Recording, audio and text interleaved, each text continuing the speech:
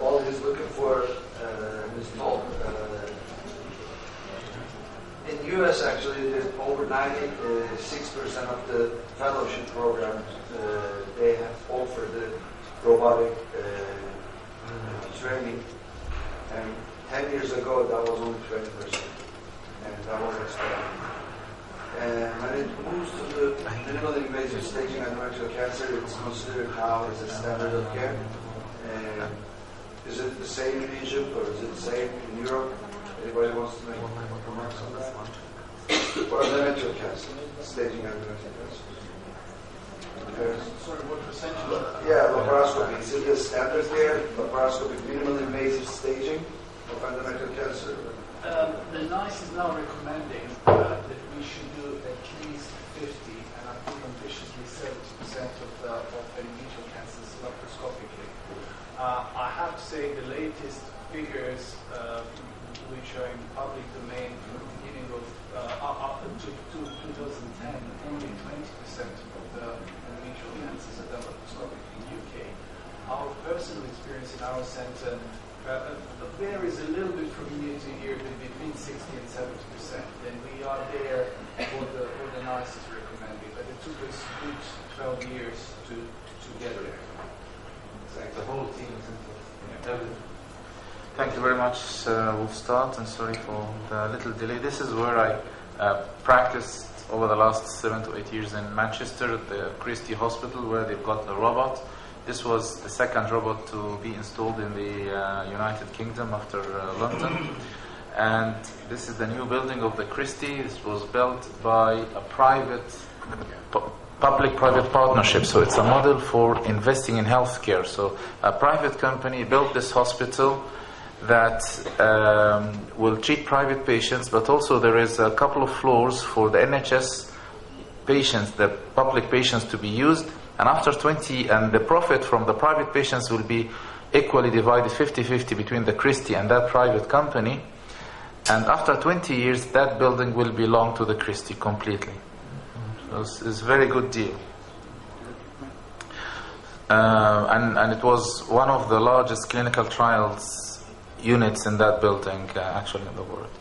So we're going to talk about these items, and I have no undisclosed interests. To start doing robotic surgery, you have to have a reference. You have to have something to refer to say, compared with this reference, I'm safe. And then after that, you say, compared with this reference, I'm better.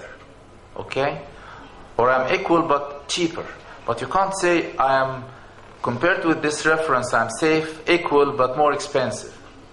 No one is going to agree to support you in that. Is that right? So I'm going to just start with you from the reference. And the reference for the robotic surgery is laparoscopic surgery, or robotic assisted laparoscopic surgery. It's the surgeon who's operating, not the robot that is operating, as you would know.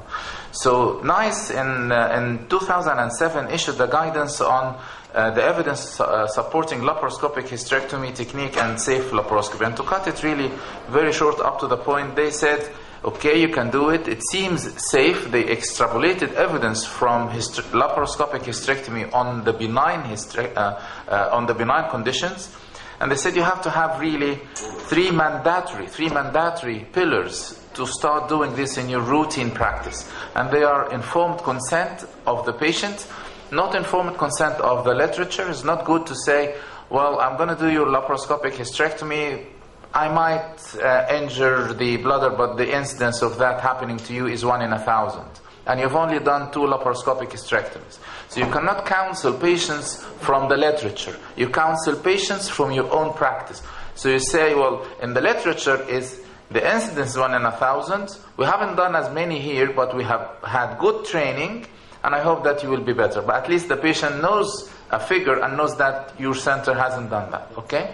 Or if you've accumulated 200, 300 cases and you have figures from your own institution, then you can say, our figures say that this is the rate of successful procedure or complicated procedure. So the consent is very important. Auditing is reviewing your practice against the standard that you have set out or has been set internationally or nationally. And the clinical governance Audit is part of the clinical governance kind of atmosphere or strategy, but here we're talking about the clinical risk management issue as well. It says that also in that document that it increases the risk of urinary tract injuries and severe bleeding compared with open surgery. You can argue with that, laparoscopic surgery has the characteristics of having less bleeding during the operations and surgery, but that's when you develop your learning curve. So laparoscopic hysterectomy in endometrial cancer needs advanced training, mentorship, and record of morbidity, and this is to get to establishing the technique. Now, I'll share with you what we did in Manchester when I went there, because the center was all doing standard open gynecological oncology surgery. So we said, okay, I've been trained by my colleagues for minimal access surgery, and I want to do laparoscopic hysterectomies and lymphadenectomies. And once I started doing a few cases or some cases, I went to do audit our practice in Manchester, and we've got a reference from the laparoscopic and open surgery according to the safety. Sorry, I'm jumping in talking, but this is the study comparing the laparoscopic to open according to the NICE issued document in 2007. And this is the comparison that they made. And they reached that estimated blood loss is significantly less than laparoscopy. And as you can see here, the majority of the morbidity is very low. Major hemorrhage they say, is a little bit, maybe slightly higher in laparoscopy, but there are hundreds of thousands of open hysterectomies that are not reported and not included in trials. So this is an underestimate of the blood loss in open hysterectomies. And importantly, mortality is the same. So I was just saying, we went on to audit our practice in Manchester, and we looked at the reference, and we took the reference as points from NICE guidelines, from Cochrane Library, from the NHS. I kind of forgot what's the IP, but from the NHS, and also from the Cochrane Library on other items like the death below 30 days post-operative mortality. And we compared our results at University Hospital of South Manchester with the golden standard, and this is the reference. And we showed that we are practicing safe. We are maybe in the very good range of the standards, in the gold standard. And this gives us the ability and the authority to say, well, we need to jump on and do other things with the laparoscope, and also we need to get robot to work in with the robot. If you're having complicated laparoscopic practice and you ask to get a robot, no one's going to support you as well. Is that right? So the story came from that. And this is the important timelines. The current robot is a Da Vinci system, and Da Vinci, not because Da Vinci is a very good artist, but he was an anatomist actually. And if you go to the Royal College of Obstetricians and Gynecologists in London, you will find lots of paintings or drawings, anatomical drawings of the pregnant lady and the fetus and all that by him. But he was also an engineer, and he designed a robot to entertain the lords and knights in Italy. By moving that metal robot remotely by pulling on strings. So that's why it's called Da Vinci robot. We had good training. This is the clinical governance bit of the new procedures, okay, which is exactly the same as what NICE issued for the laparoscopic surgery. That's laparoscopic or robotic assisted laparoscopic surgery. And that's the robot. You sit on a console where you look at these binoculars. You see the image inside the screen in 3D, and you see it in 3D because the camera has got the scope has got two cameras or two lenses. So you see inside with a 3D vision that helps you to delineate tissues and work on corners safely. And this is the patient cart, whereby that's the column and the 3 arms of the robot. You attach the laparoscopic instruments after you've done all your insertion of the primary ports and secondary ports, as if you are doing normal laparoscopic surgery. And then you describe, get the nurse or assistant to push this column with the arms and attach the arms to the laparoscopic instruments, special, obviously, laparoscopic instruments that identify with the robot. And then you sit on the console, see from the binoculars, and work with your hands. Here, these are called operating sticks. And when you move them, the robot or the corresponding instrument will move. The tip is very small, but also it articulates 360 degrees. So it gives you a very good degrees of freedom to work, again, on tight corners or angles. It filters tremors, so if there are very fine tremors, then you can adjust that according to the perceived tremors during the movement. So it also gives you steadiness and stability during the procedure. And because of that, you can really come closer to the tissues that you want to operate on, very close. The camera doesn't move, no shaking of the camera. You are controlling the camera, so the camera goes wherever you want to go as you click your pedal. So this is all advantages: less fatigue, you're sitting, you're not scrubbed, you're doing everything. The major disadvantage is initially the time to set up and start doing the surgery, but also the cost. The cost is prohibitive, and we're going to talk about that later on.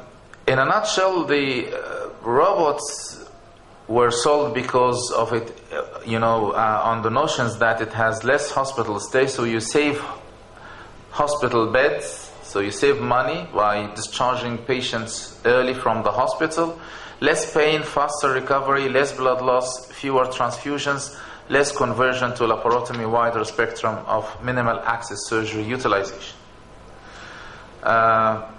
But if laparoscopy can do all this, why would you do robotics and use a more expensive instrument? Because with laparoscopy you are limited. There are cases that you cannot do laparoscopically because of a reason or another. There is some cardiovascular maybe compromise. She can't have a steep head down tilt. You can't operate on her in the same intra-abdominal pressure that you use the laparoscope. So the robot gives you an edge to that. You can work with a less Trendelenburg, you can work with a less intra-abdominal pressure, so you are less likely to convert robotic surgery to an open surgery. Okay? That's the idea. And also shorter learning curve. Urologists went on from open radical prostatectomy straight away to robotic radical prostatectomy. Didn't even pass with the laparoscopic normal prostatectomy curve. And reduced operative time when you pass the hurdle of setting up theaters for robotic surgery. Also, it has very good tools for objective training and mentoring and assessment. Maybe the laparoscopy companies will try to develop this, but at the moment the robot it's built in. And you need multidisciplinary work and better outcome in complex cases which needs multidisciplinary work. I mean, before I came to Egypt, for the last maybe 6 months, we used to do combined robotic excentrations with my colorectal surgeons colleagues on females with rectal cancer that is invading the uterus. So it was fantastic, and we've never converted a case to open. And actually, the site reduction on HIPEC started doing it robotic. So patients, either males or females, we would operate if there is no significant bulk of disease, strip peritoneum, and then we do it from the port of the robot. And we published actually the first radical robotic excentration in the UK as a case report, I think in 2013. Robotics, this is the evidence, level 1 evidence obtained from at least one properly designed randomized controlled trials. Level 2, level 3 evidence. This is a very important question if you're going for interview here in Egypt before you go to UK according to the MTI. The MTI stands for training scheme. Training scheme, the overseas doctor training scheme that was changed to the MTI. We always ask, what do you know about clinical governance, and what do you know about levels of evidence? So now, there was only a randomized controlled trial in 2011, which is a level 1 evidence comparing robotic hysterectomy with the laparoscopic hysterectomy, and it says that estimated blood loss and surgical morbidity were comparable, and quality of life was comparable after 6 weeks.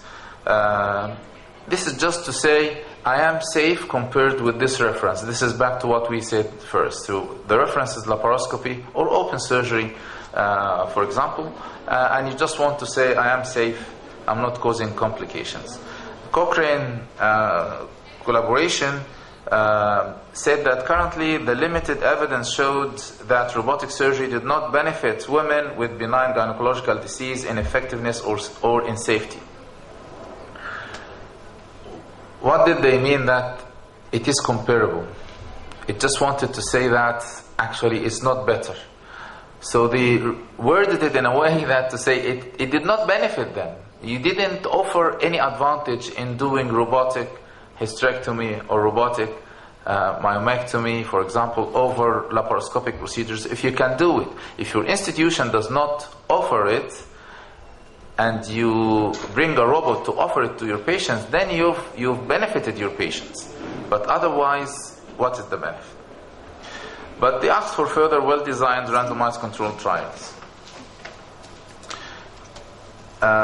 This is Gordon Brown. He came in to open the robot when we started it in 2009. But he's not a robotic surgeon. Now, just go through some, very early studies, but maybe I'll cut it short to show you a video or two. This is just comparing robotic to laparoscopic to open. And as you can see here, the numbers are very good, more than 100 case. Body mass index is comparable, although it is higher in the robotic arm. And estimated blood loss was really very, very much less. And that's hospital stay 1 day. And peri-operative complications, 4.9 or 5%. And this is what happened: PE and port site hernia and vaginal leak, lymphocyst and lymphedema. More of the same. It's just demonstrating that robotic surgery is comparable. The conversion to laparotomy was because of adhesions, and one they found extra uterine disease during the staging procedure. So it's not something went wrong during the surgery that warranted conversion. These are the ports. But the conclusion of these studies that robotic surgery is safe and effective alternative compared with open and or laparoscopic surgery. And it offered more than 50% reduction in morbidity compared with the laparoscopic route, and 5 times reduced morbidity compared with the standard abdominal route.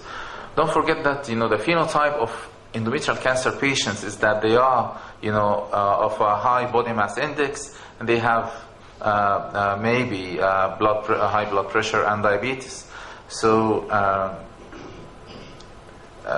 it is better for them to go through a treatment procedure without big complications.